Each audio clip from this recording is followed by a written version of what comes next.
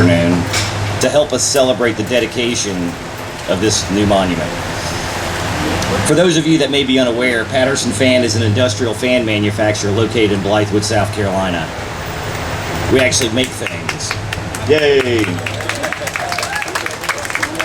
If you've ever received a package from UPS or FedEx, odds are the guy loading that truck was being cooled off by a Patterson Fan. Or if you've ever bought anything from Amazon or a similar website, odds are the person that picked that product off the shelf and put it in a box was cooled by a Patterson Fan. Or if you've ever bought a product that was made in the United States, whether it's some steel or a bicycle or kitchenware, odds are that our fan blew on somebody in that building that was making that product. So we're proud to be an American company and a South Carolina company and a Richland County company.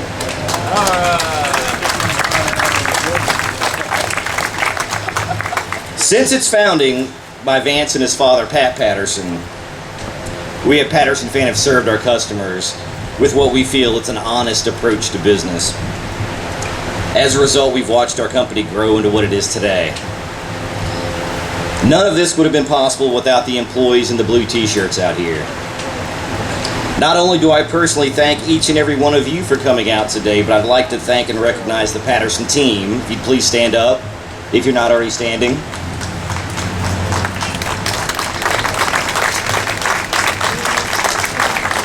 These folks make it happen every day. And in appreciation for their efforts, the management at Patterson Fan made a decision. We decided to permanently recognize each and every one of these employees for their past and continued efforts. This monument is dedicated to the children and citizens of Richland County, but bears the name of each one of these folks on a bronze plaque on the back side of this. This plaque is permanently attached. It's everlasting, and that's a permanent way of us saying thank you to all the employees that helped make Patterson what it is. Now, none of this could have been possible today without the help of Vance and Mary Jo Patterson. I assume Vance is up here, Mary Jo is somewhere around? Right back here. They're the founders of Foundation Forward, and Vance will tell you all about their story in just a few minutes. Reverend Estep? To get the dedication ceremony started, I'd like to invite the Reverend Eric Estep, the founding pastor of Village Church in Blythewood, to lead us all in the invocation.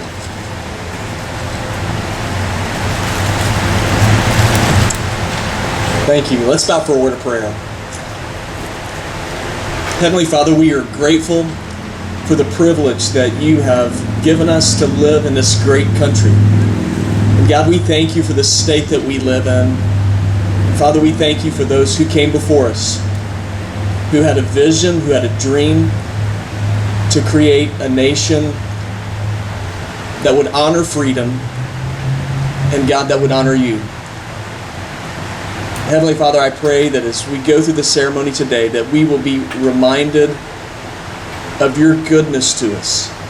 God, I thank you for sharing and putting on the hearts of our founders the dream of freedom. God, I pray that we would honor you. God, that we would be protectors of freedom as well. And I pray these things in Jesus' name. Amen.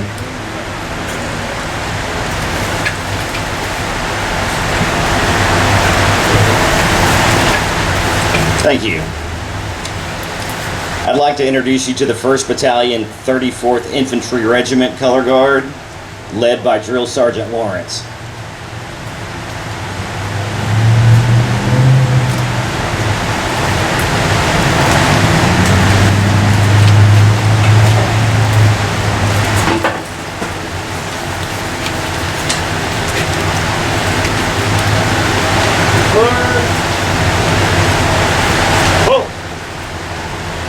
Please join me in the Pledge of Allegiance. I pledge allegiance to the flag of the United States of America and to the republic for which it stands, one nation, under God, indivisible, with liberty and justice for all. I'd like to invite a fellow Patterson employee to the stage, Shelton Dowd. Shelton's a native of Rocky Mount, North Carolina, and he's an assembler at Patterson fan. He's one of those guys that's been singing since he was a child. In his spare time, he leads Shelton Dowd Ministries, and this afternoon he will perform an a cappella version of America the Beautiful for us. Thank you.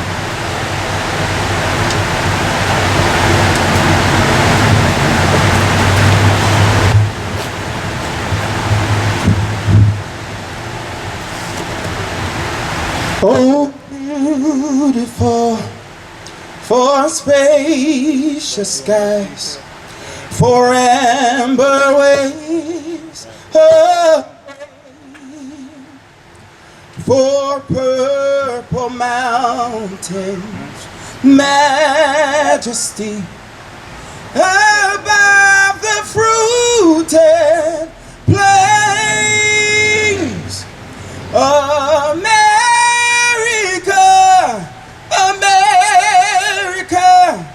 God shed his grace on thee and crown thy good with brotherhood from sea to shining sea. Oh, beautiful for patriot train that sees beyond the years. Thine alabaster cities gleam, undimmed by human tears.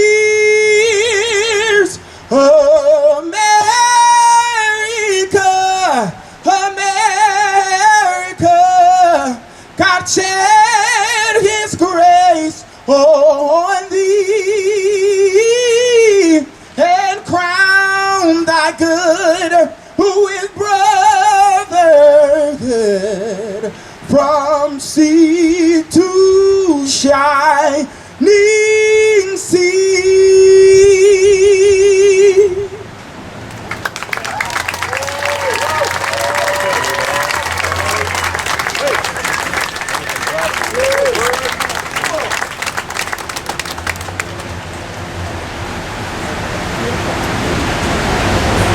I'm gonna say kind of, wow. We hadn't heard him practice yet. That was amazing, Shelton. Thank you.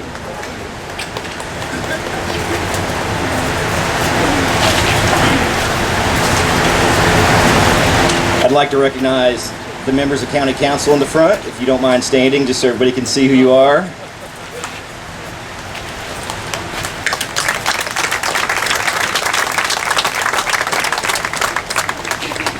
The sheriff's around here somewhere. Way in the back.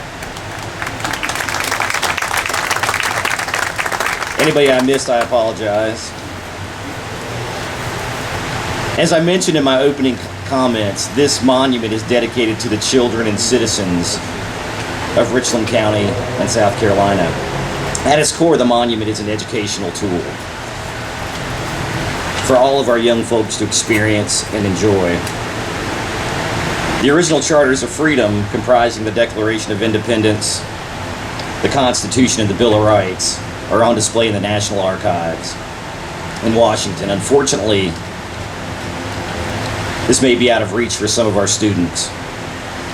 That my children and yours will have the opportunity to see, read, and experience these documents in person in their own hometown, to me, is an educational experience worth investing in. As some of you may know, I'm a product of public education myself, specifically a product of Richland School District 2. I attended Forest Lake, Condor, Dent Middle School, and Richland Northeast.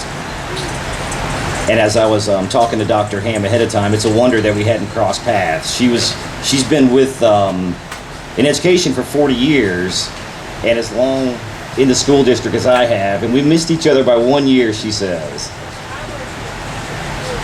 Correct. Goes back to 1980.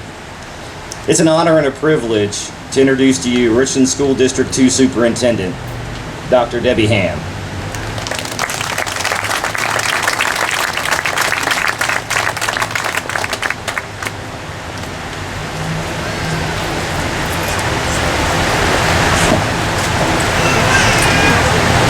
Good afternoon, everyone.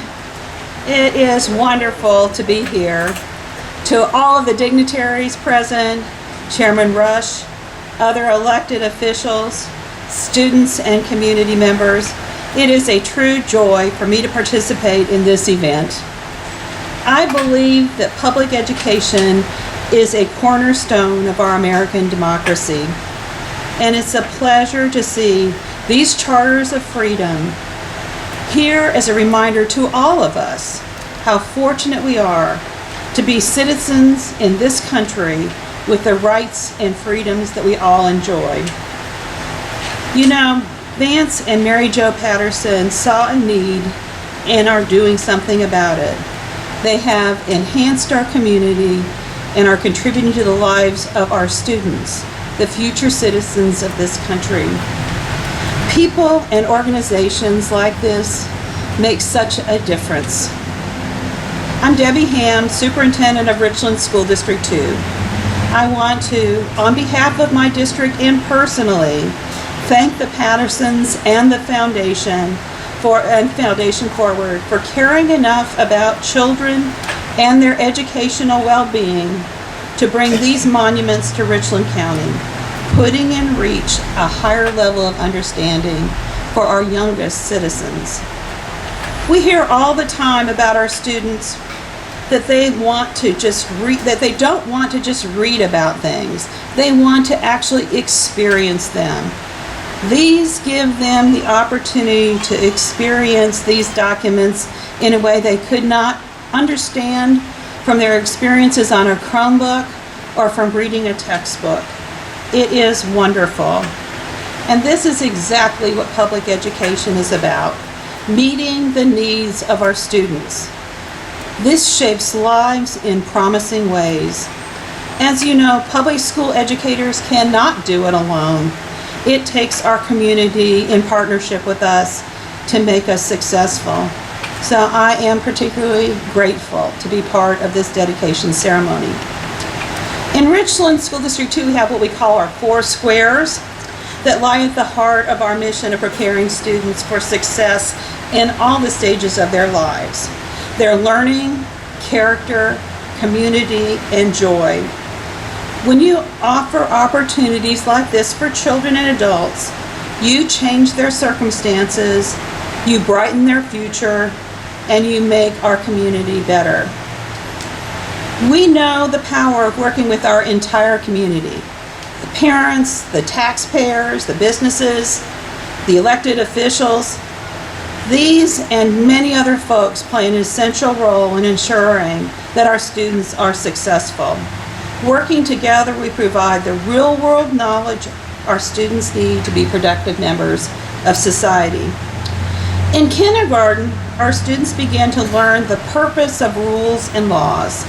They're taught the qualities of good citizenship, including honesty, responsibility, respect, fairness, and patriotism. At the young age of 5, they learn about the values of American democracy and about important figures including George Washington, Abraham Lincoln, and Martin Luther King Jr. Neil Postman, in his book titled The End of Education, Redefining the Value of School, wrote, "Public education does not serve a public, it creates a public. And in creating the right kind of public, the schools contribute to strengthening the spiritual basis of the American creed. The question is not, does or doesn't public school create a public? The question is, what kind of public does it create? I believe that one of the best ways to create a better public while celebrating our great country is to learn as much as we can about it. Lifting the laws of our land, the Declaration of Independence, U.S. Constitution and Bill of Rights, from the pages of textbooks and Chromebooks and placing them boldly on display at the heart of our county will create a better public. It is my hope that trips here to see these monuments will transcend into trips to the State House, to the Veterans Memorial, to the Simon site, and other historical places right here in Columbia. These are all classrooms without boundaries. Students, when you visit this site, think beyond the words on these stones. Imagine what it was like in the 1700s. Think about our founding fathers and what it must have been like for them to take on such an enormous task, making and shaping history, forging a framework that governs our world today. But remember, your destiny belongs to you. Your future is in your hands. Realize the great impact that education will have on your life. Finally, remember the liberties we enjoy should never be taken for granted. Take time to see how beautiful America really is. Learn your history. Always be advocates of a more perfect union. Thank you, Foundation Forward, for this contribution and for making our community one where students can have an appreciation of their history, realizing their good fortune of being citizens of the United States of America. I'm proud to be part of this today. I can only imagine our founding fathers would be proud too. Thank you so much.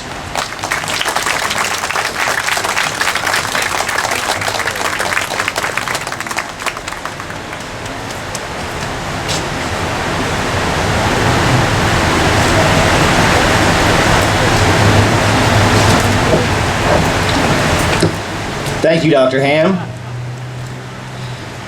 Now, some of you may wonder why a monument dedicated to the Charters of Freedom, and why here at 2020 Hampton Street.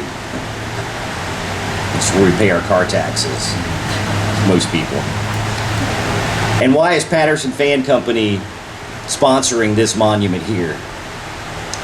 Well, to help explain, I would like to invite Mr. Vance Patterson to the stage. Vance, along with his wife, in the background, Mary Jo, are the co-founders of Foundation Forward, the organization that helps make these monuments happen.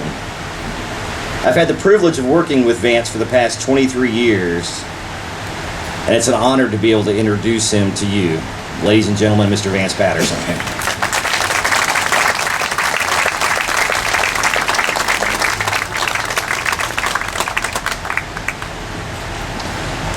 Wow, thank you everybody for showing up today. This is so important, and I know everybody here is busy doing other things, so I really appreciate you being here.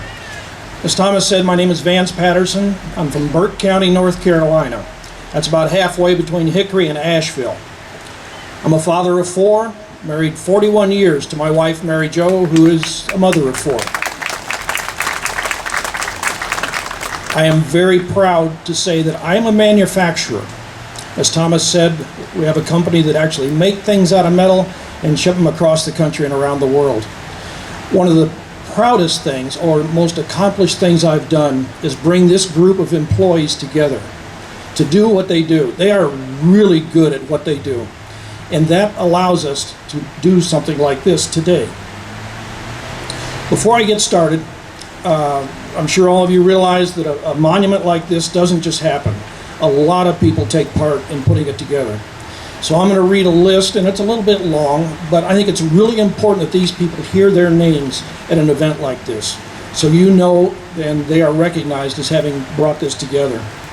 First one I talked to make this happen was back in June 25th, 2015, and that was Butch Wallace. He took me in so I could talk with Chairman Tory Rush, then Roxanne Anchetta, Hayden Davis, Bill Peters, John Hickson, Mark Moore, Cody Patterson, Matt Patterson, Devin Patterson, Anthony Ashford, Dustin Davis. These are all people that worked on this monument in different phases.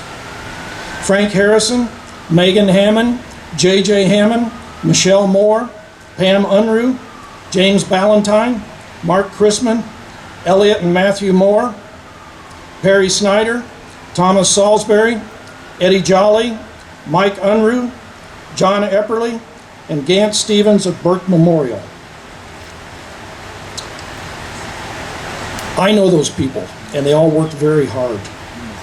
Okay, I'm going to tell you a story. It lasts about 6 minutes, and then I'm going to tell you a little about your monument here and give you an idea of what I see as a vision for the future.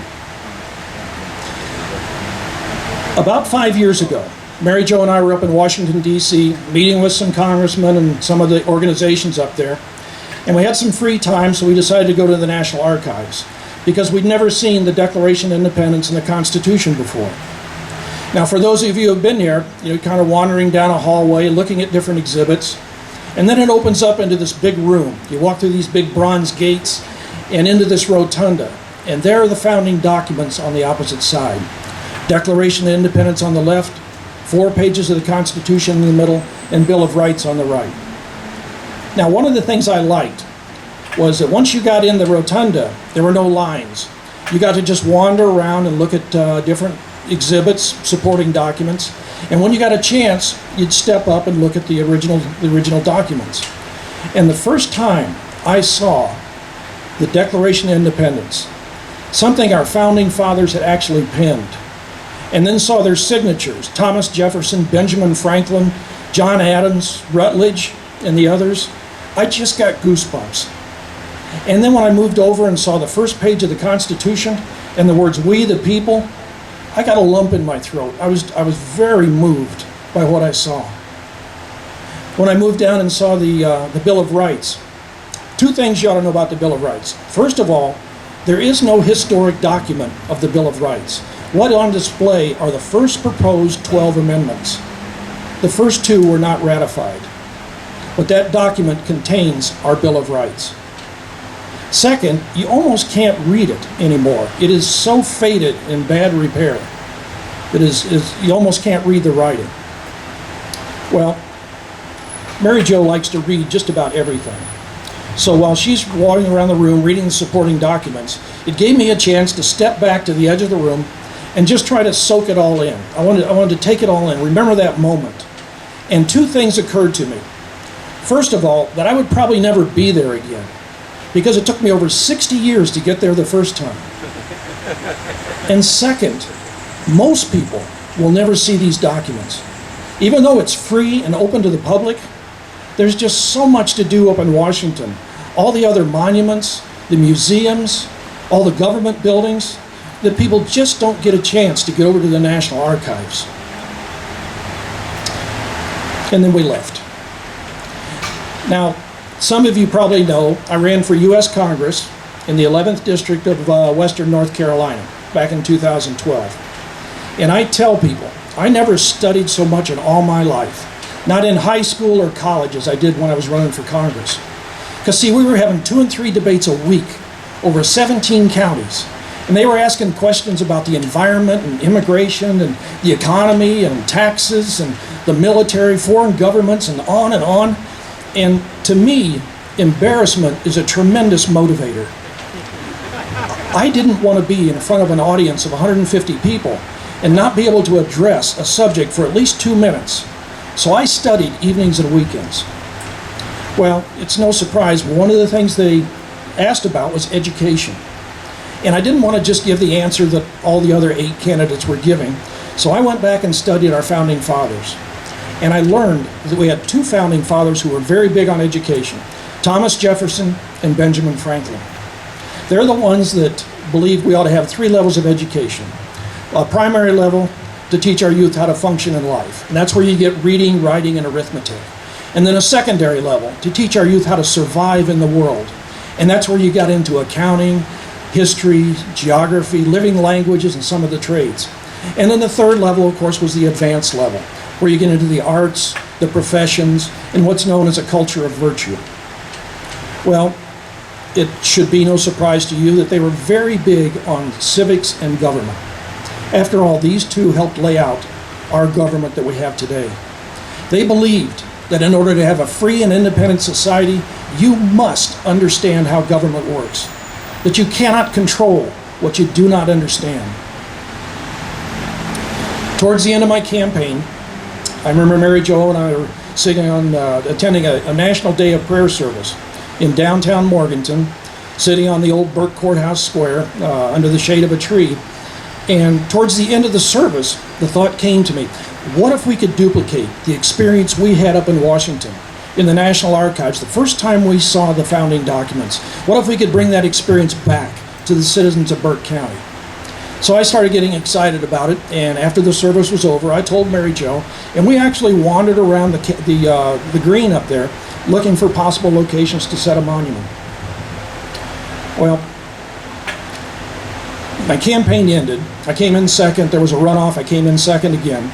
So later that year, I had time to start working on a project. And the project turned out to be an educational project.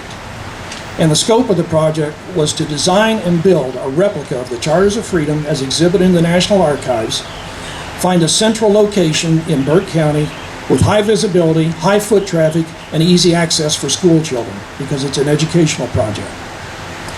As I worked on this, it took over 2 years to get it done.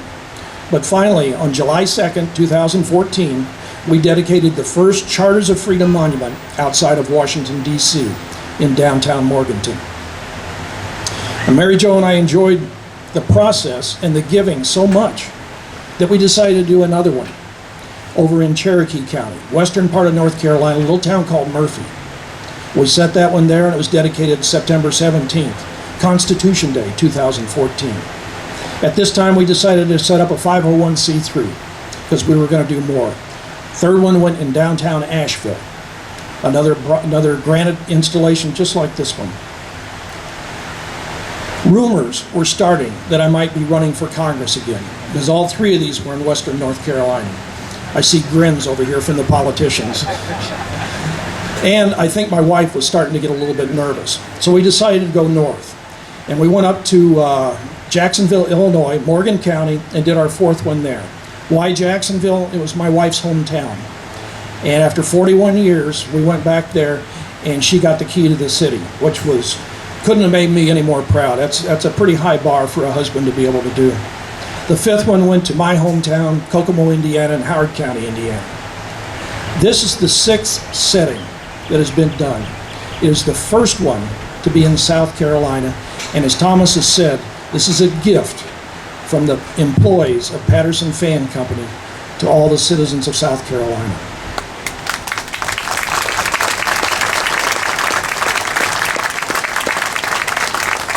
Now let me tell you a little about your monument here. Back when I was in school, I did something somewhat similar to this. It wasn't a Charters of Freedom monument, but I built something. Didn't ask for permission back in 1971. Just went out, started digging a hole and built it, and it is still standing now, almost 50 years later. But what I learned was, if you want to build a monument to last, you put more underground than above ground. Your monument here, the foundation for it goes down 3.5 feet. It is solid, reinforced poured concrete. It then extends up into a reinforced poured concrete solid core. Just the core and foundation of this centerpiece weighs over 20,000 pounds, over 40,000 pounds, over 20 tons. It's then surrounded by 4 inches of granite, polished granite, which adds another 4 tons. The documents you see, there are 6 of them, all are life-size, which means the Declaration of Independence is a little bit larger than the others. Each one is on 1/4-inch etched bronze. It's sunk into the granite. Each document weighs over 60 pounds. They're all protected and covered by 1/2-inch bulletproof polycarbonate plexiglass. On the front, you see a seal. I commissioned some artists around the country to come up with a design for this. The eagle represents the Declaration of Independence, proud, bold, defiant. There are 7 stars above the eagle, which represent the 7 articles of the Constitution. There are 10 stars under the eagle, which represent the first 10 amendments or your Bill of Rights. This is your Charters of Freedom. There are 2 plaques, small plaques on the center monument with raised lettering. These are so students can come down, put a piece of paper, and do a rubbing. It says, "We the people," and these are the 4 signatures of the South Carolina delegates that signed the Constitution. There are 2 other plaques, one over here that says when it was dedicated, this monument, and who gifted it, employees of Patterson Fan Company, and some quotes by some of our founders. The one over here states some of the facts about the original documents up in Washington. There's one more plaque on the backside which lists all the names of the Patterson employees on this date. And there are over 50 names on that plaque. They are, when I announced this at a meeting earlier in the year, last year, I saw people wiping their eyes. They were so proud to have their name on this monument. These monuments, or this monument, is built to last from 300 to 509 years. Now, why 509 years? Well, I grew up in the 60s, and there was a group called Yeager and Evans, and they wrote a song in the year 2525, If Man Is Still Alive. And 509 years from now will be the year 2525. So I hope it makes it. There are 3,142 counties, boroughs, parishes, independent cities, census zones, and the District of Columbia in the United States. Our hope, our goal as a foundation is to set monuments in as many of these communities as possible over the next 9 years. 9 years, if we double each year, that's how long it'll take to cover all the whole country. Now, people want to know what these monuments cost. And I don't mind telling you, they've been coming in between $70,000 and $75,000. We do all the work ourselves, so there's no markup, but that's what the cost is. And then the next question is, why are we doing this? And I tell people, because it's very important. It's more important than money. I believe these foundation, or this monument, gives us a direct link to our founding fathers by helping to preserve what it is they gave this country, a government to protect and serve the people. Now, as I said earlier, our founding fathers believed that in order to have a free and independent society, you must understand how government works. Thomas Jefferson, on this quote over here back in 1789, said, "Whenever the people are well informed, they can be trusted with their own government." And James Madison, a 5'4" rock star of his era, wrote in 1822, "A people who mean to be their own governors must arm themselves with the power knowledge gives." You wouldn't believe how many people have come up to me and said, "Is this our whole Constitution, just 4 pages?" And I said, yes, our government is based on just these 4 pages. Or how many people don't know that the first 10 amendments are our Bill of Rights? I'll bet there are people in the audience today that are hearing that for the first time.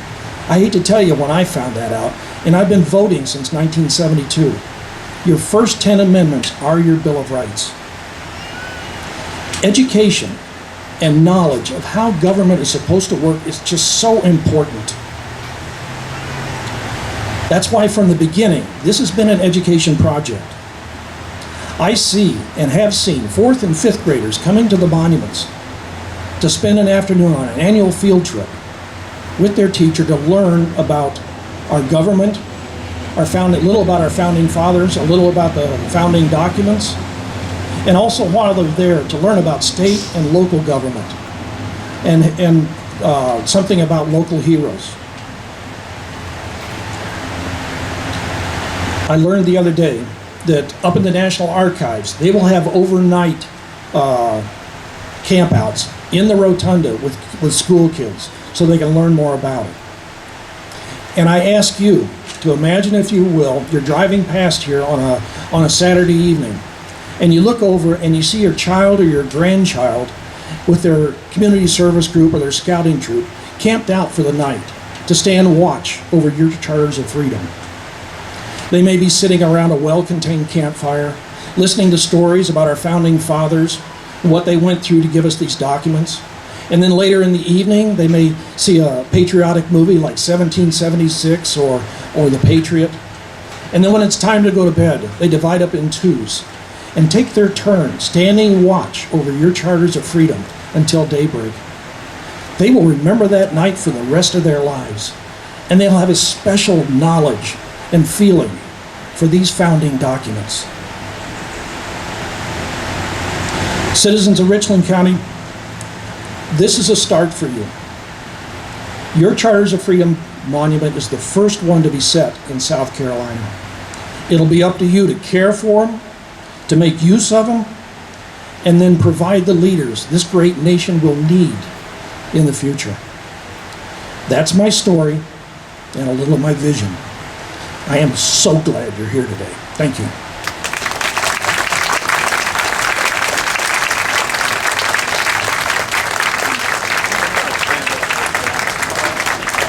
How you doing?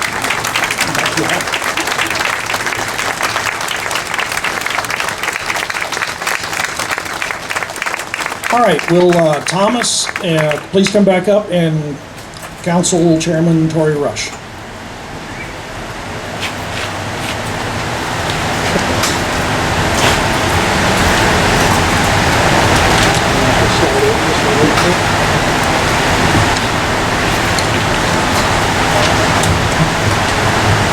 Councilman Rush, Thomas and I now turn the responsibility and honor for your charters of freedom over to the Council of Richland County.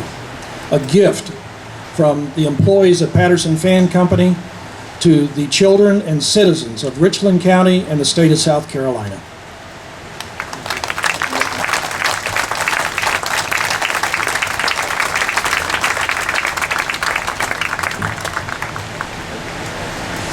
Good afternoon, everyone. First of all, I want to thank Vance and his wife, Mary Jo, for this wonderful gift that they're giving to Richland County. I also want to thank Patterson fans for their investment and job creation for this county. We don't take this lightly. We don't take your commitment lightly. We don't take your investment in this community lightly. When Vance invited me out to his manufacturing company almost a year ago now, and wanted to explain to me exactly what he wanted to do for Richland County. And he explained that story that he gave earlier. I was blown away. I was blown away for a couple of reasons. One is, his commitment to the children of this county. His commitment to make sure that they get the education that they need around important issues like our government. And I thought that was extremely important. So when he asked that we be the first one, Richland County be the first county in the state to have the charters of freedom. I thought it was a great idea. Brought it back to Richland County and my colleagues who's here, and it was unanimous. Everyone came on board and thought this was a great idea to make sure that our young folk and our citizens are educated about their history and their history about this country and of their community. So with that being said, I want to thank you again for this great gift. The donation of $75,000. There were no public dollars other than public input in this process. So being able to have our citizens be a part of the process and make this type of commitment is extremely wonderful, and we thank you on their behalf. I also want to thank Butch Wallace, who introduced me to Vance Patterson and Congressman Wilson's office. I saw some representatives from Senator Senator Graham's office, and I think Senator Clyburn's office is here as well. So I want to thank you all for being a part of this wonderful event, and thank you again on behalf of Richland County.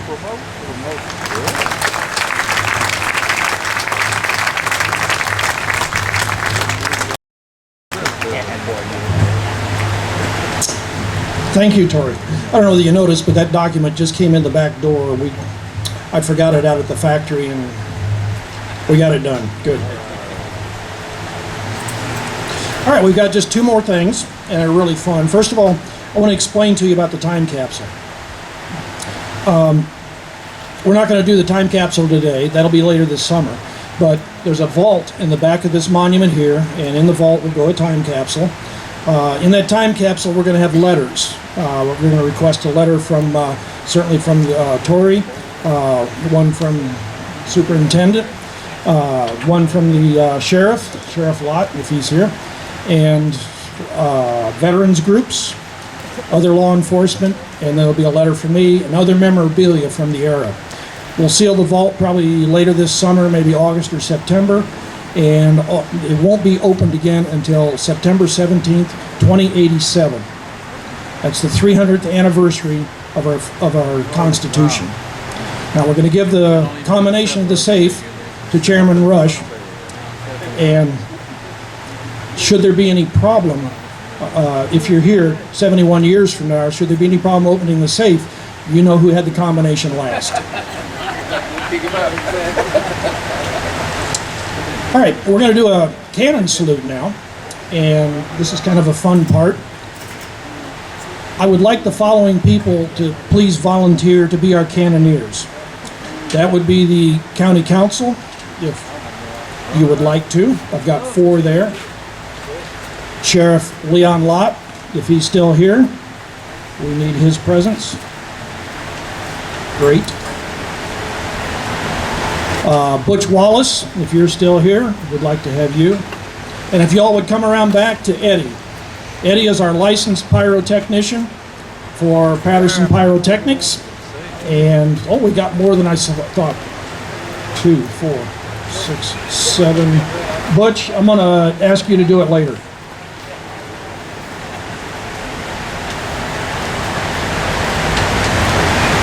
While they're setting up back there, I knew I wanted to do a cannon salute, but I didn't know how many times I'm going to fire it.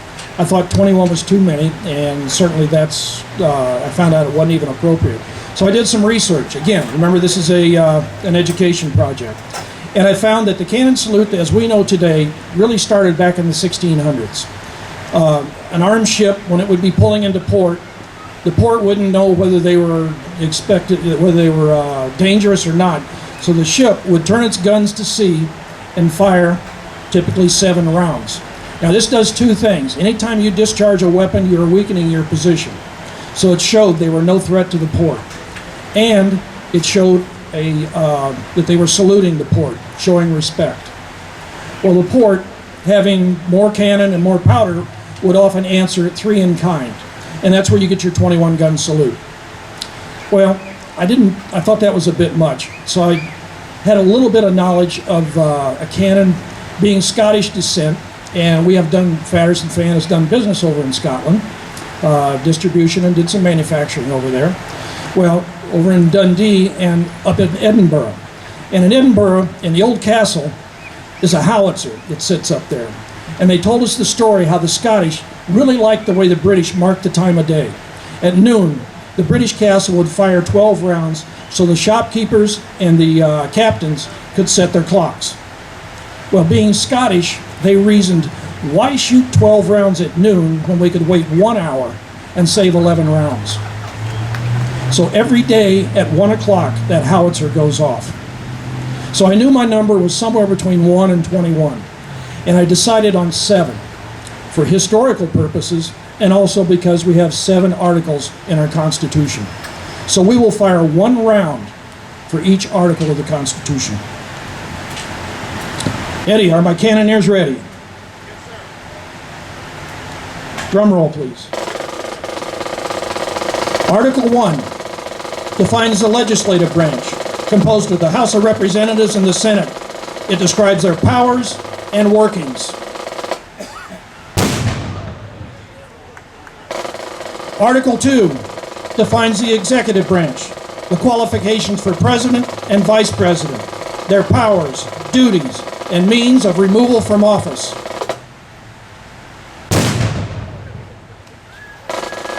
Article 3 sets up the judicial branch, the Supreme Court, and the court system. It protects the right of trial by jury and defines treason. Article 4 regulates the state powers and their interaction with the federal government.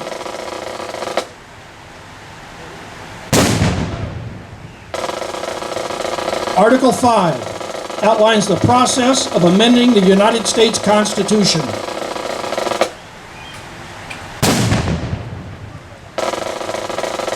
Article 6 sets up the status of the United States Constitution as the supreme law of the land, to which all must be loyal, including the legislative, executive, and judicial.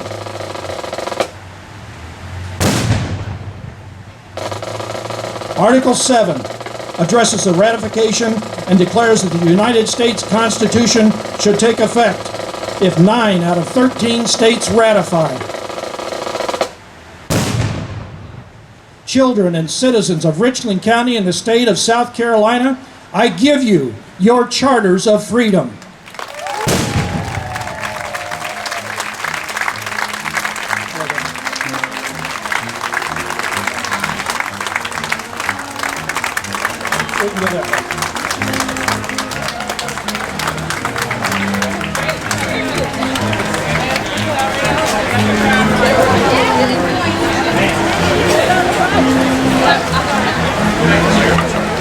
We need a picture. You want both? Yeah.